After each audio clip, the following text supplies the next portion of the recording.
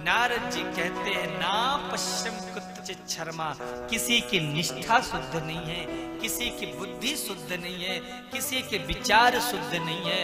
महाराज घर में ब्याह हुआ, बहू आई, बहू का पहला नजर महाराज तिजोरी पे जाता है। ये तिजोरी की चाबी सास के हाथ से मेरे पास कैसे? तिजोरी की चाबी आई, धीरे धीरे महाराज घर की चाबी लेने की कोशिश। घर की चाबी आई, तिजोरी की चाबी आई। अब महाराज यही हुआ कि अब मेरी कैसे चले। आजकल हर कोई तो यही सोच रहा है कि मेरी चले, मेरी चले। सब अपनी चलाने में लगे रहते हैं। कभी ये क्यों नहीं सोचते कि भैया अपनी ना चले, चले तो हमारे घर में किसकी चले? बोले केवल सांवरिया सेठ की चले, गोविंद की चलाओ, परमात्मा की चलाओ। नारद जी बोले मैं थक हार गया, सब कुछ स्वयं से। गीता में भगवान श्री कृष्ण कहते हैं कि महाराज अपना कुल, अपना समाज, परिवार, घर, सबका ध्यान देना चाहिए। क्यों?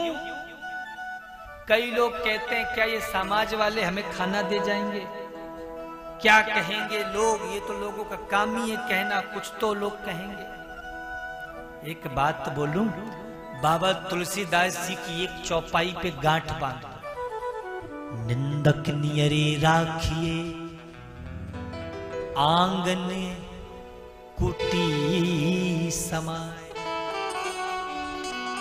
अगर आप हमेशा प्रशंसा के ही सुनने की आदी हो तो माफ करना माई बाप, आप कभी सफल नहीं हो सकते। क्यों? अकबर इतना बड़ा प्रतापी राजा क्यों बना? क्योंकि उसके पास बीरबल जैसा बुद्धिमान मंत्री था।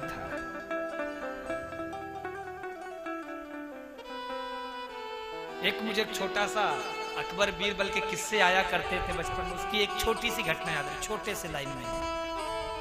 एक गधा महाराज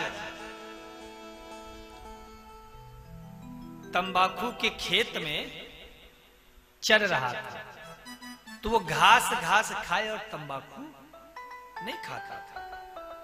तो अकबर जी ऐसे परिहास करने के लिए कहने लगे, देखो बीरबल, गधा भी तंबाकू नहीं खाता।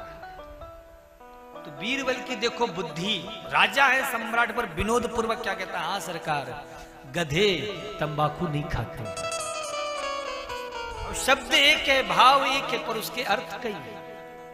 तो ऐसे बहुत सारे बीरबल और अकबर के किस्से आप लोग पढ़िए, बहुत अच्छी अच्छी शिक्षाएं मिलती हैं।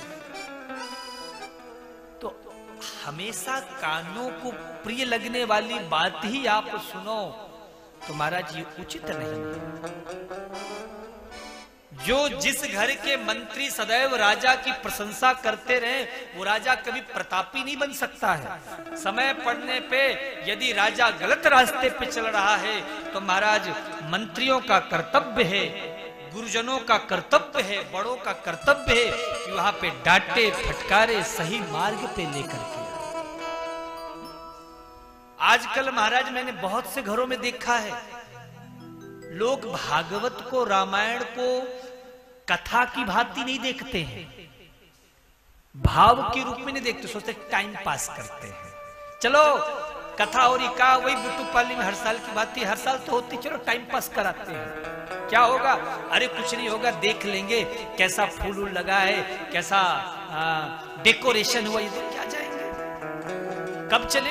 अरे वो आरती के टाइम है ना, वही लगभग 7 बजे का बोले, वही 6:30 बजे के आसपास चलेंगे, आधे घंटे देख ले। और सुनो, जिन्होंने स्पेशली मैसेज भेजा है ना, उनको जरा अपना शकल अच्छे से दिखा दे, ताकि अगर वो कहें आए नहीं कथा में दीदी, अरे मैं आई तो थी, पीछे बैठी थी, आपने देखा नहीं, बस व्यवहार निभ गया, रिश्तेदारी निभ गई। अब कल से अरे अपना वो है ना तारक मेहता का उल्टा चश्मा जिंदाबाद, उसे में टाइम पास करेंगे। माई बाप, ये कथा कोई मनोरंजन का विषय नहीं है, ये भागवत कोई मनोरंजन का सब्जेक्ट नहीं है। भागवत क्या है? बोले भागवत मनोमंथन का विषय। इससे मनोरंजन मत करो। मनोरंजन के लिए बहुत सारी वस्तुएं मिल जाएंगी, इस भागवत से मनोमंथन करो। इसलिए आरती के बाद जाना तो आप इस कथा की आज की अच्छी बातें लेके जाओ। याद रखना, फूल के वृक्ष में फूल भी लगे होते और कांटे भी लगे होते हैं। गुलाब में फूल भी है और कांटे भी हैं। बोलो आप क्या निकालोगे? नहीं, हमारा तो फोकस उस कांटे पे है। वो कांटा कौन सा है? बोलो। बुद्धिमान प्राणी तो फूल फूल उतार लेता है, कांटे पड़े रह जाते हैं। साधु ऐसा चाहिए जैसे सूप सुधाए, सार सार को गही रहे, थोथा दे। माई बाप, ये कथा किसी एक की नहीं है, ये आप सबकी है, हम सबकी है। कथा से केवल मेरा जीवन या हमारे परीक्षित का जीवन बदलेगा ऐसा नहीं है। कथा से तो हम सबका जीवन बदलेगा। पर कब? जब हम कथा को टाइम पास समझना छोड़ देंगे। कथा को कैसे सुनो? पागलों की तरह सुनो। अरे गुरुजी ने 3 बजे का बोला है, 2:45 बजे आज पहुंच जाएंगे, आज जल्दी जल्दी खाना बनाओ। बहू को बहू तेरे से काम नहीं होता क्या ठीक से? 3 बजे की कथा है, 12-1 बजे तक में सब नाश्ता पानी भोजन वोजन करा दिया कर। क्यों? अरे कथा सुनने जानी है ना। हाँ, अरे आज ठाकुर जी का जन्म है, आज मेरी वाली साड़ी निकालना। किसकी? अरे वो जो पड़ोसी के ब्याह में गई थी, बढ़िया वाली महंगी वाली साड़ी लेकर के। आहा, ऐसा भाव होना चाहिए। अरे हमें दुनिया को दिखाने के लिए बहुत से साधन हैं। आप यदि दुनिया को दिखाना चाहते हो तो और भी बहुत से साधन हैं। यहाँ दुनिया नहीं देखती है, यहाँ कौन देखता है? बोले यहाँ तो मेरा कन्हैया देखता है। हमें कन्हैया को दिखाना है, गोविंद को दिखाना है। इसलिए मनोरंजन का विषय मत मान लेना। जिस दिन आप मनोमंथन का विषय मान लोगे, मैं सच कहता हूं, फिर आपको साल में भागवत सुनने को क्या मिलेगी? फिर बिहारी जी की कृपा हुई तो हर 6 महीने में आप कथा सुनने को प्राप्त करोगे।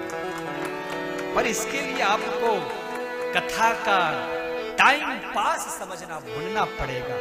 ये भूलना पड़ेगा कि हमें चिट्ठी दी गई, हमें पत्री दी गई, सब भूल जाओ। भैया व्यवहार निभाना है, रिश्तेदारी बनानी है, बहुत सारे साधन है। भागवत में आप रिश्तेदारी मत निभाओ, भागवत में आप संबंध मत निभाओ। क्यों? क्योंकि दुनिया वालों से जो संबंध बनते हैं वो टूट जाते हैं।